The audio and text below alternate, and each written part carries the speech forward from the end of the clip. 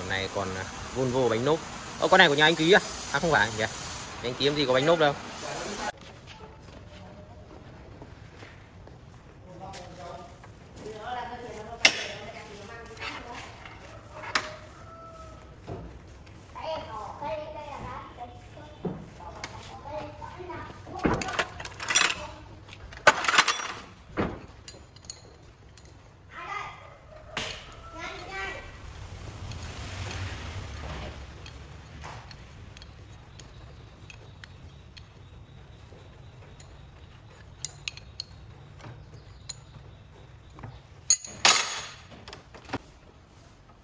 Ôi, đấu mát vào kìa.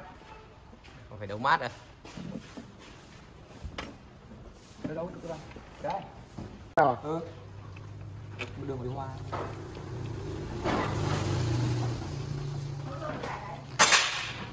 Rồi đấy.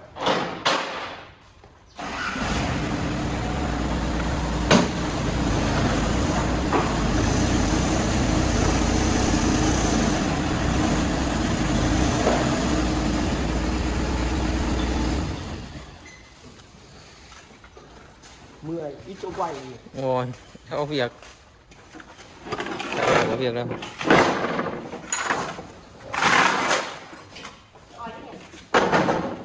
Em đang làm thì thôi.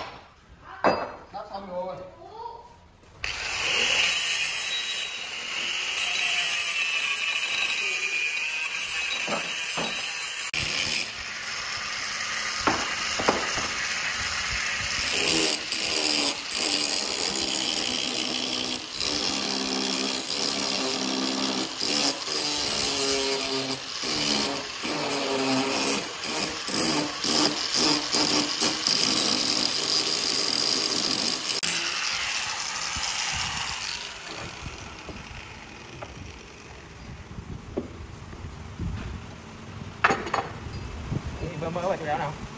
Đừng mỡ.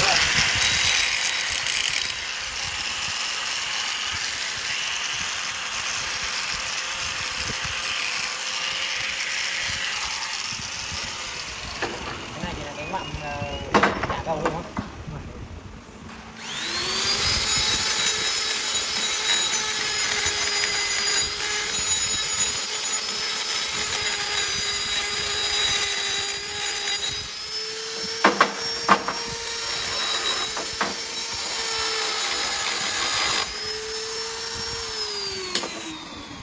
Sắt magan.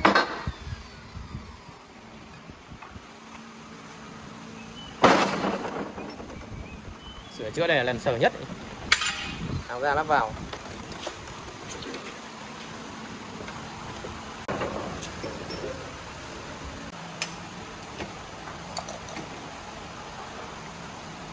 Này đúng như kiểu ba tang kìa.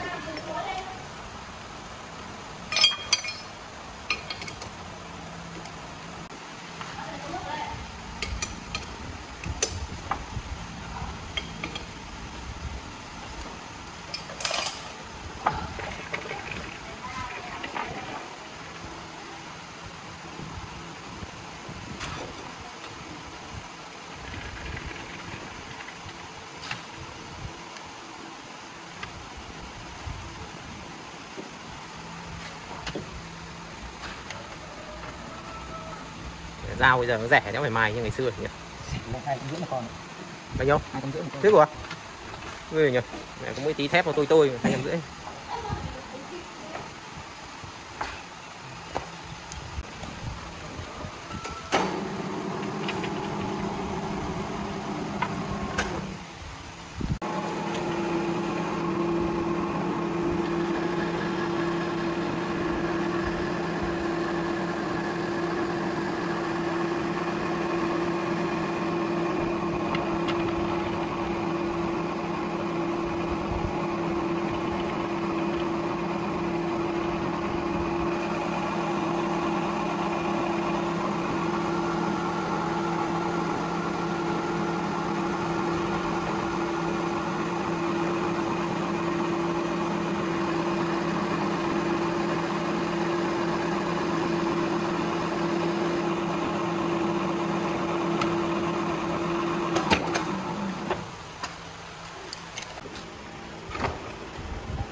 Cho tí nhớt vào mình ok.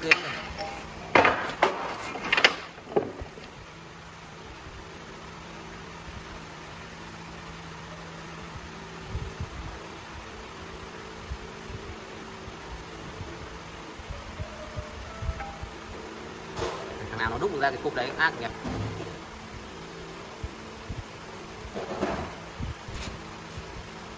Đấy là đúc hay là hàn? Cái cục này là đúc chứ hàn đấy không?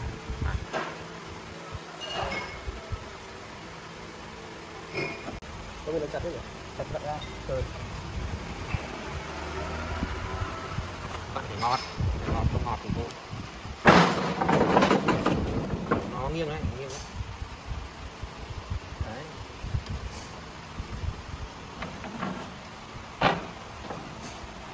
Đổi con ốc bên kia sang bên này thôi. Rơi bây giờ, giữ trong rơi á.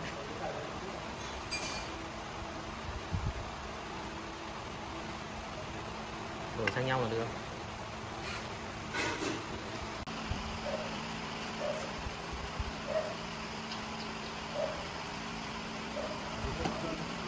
Tìm đâu? Đây cái này thôi được rồi, mấy đứa chú khó được, mấy đứa chú khó được.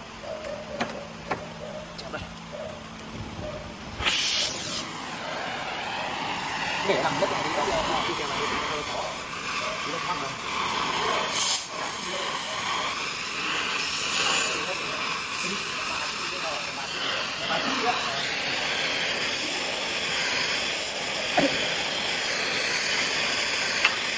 Qua lửa nó phải dùng muối à? Nước. Là nó giòn không? Không rồi. Tưởng nó đúng muối.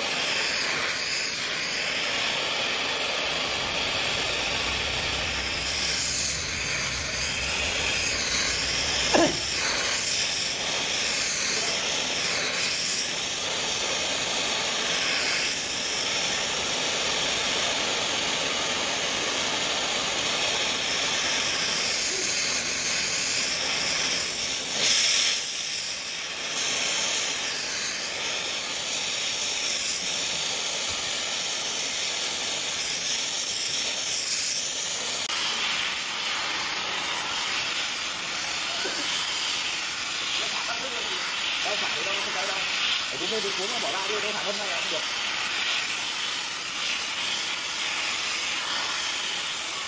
Bây giờ lúc đỏ chót rồi. Đây đất đi mọi người, có bao nhiêu.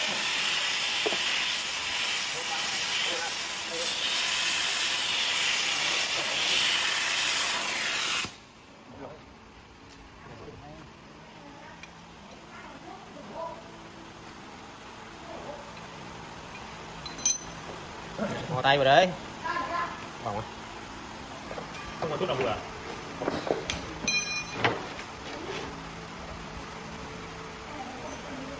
Cầm tay vào nó mát.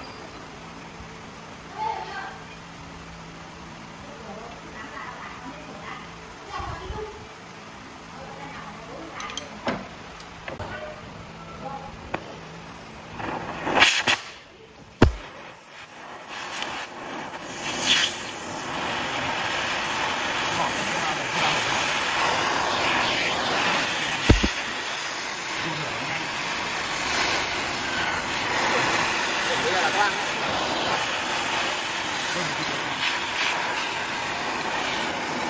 đồng hồ cho nên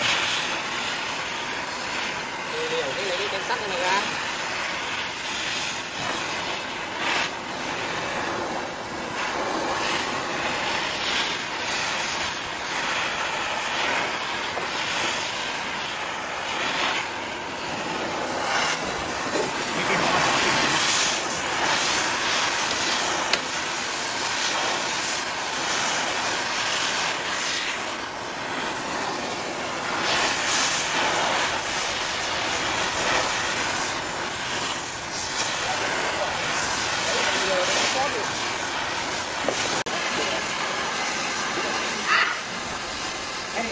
đấy điện đâu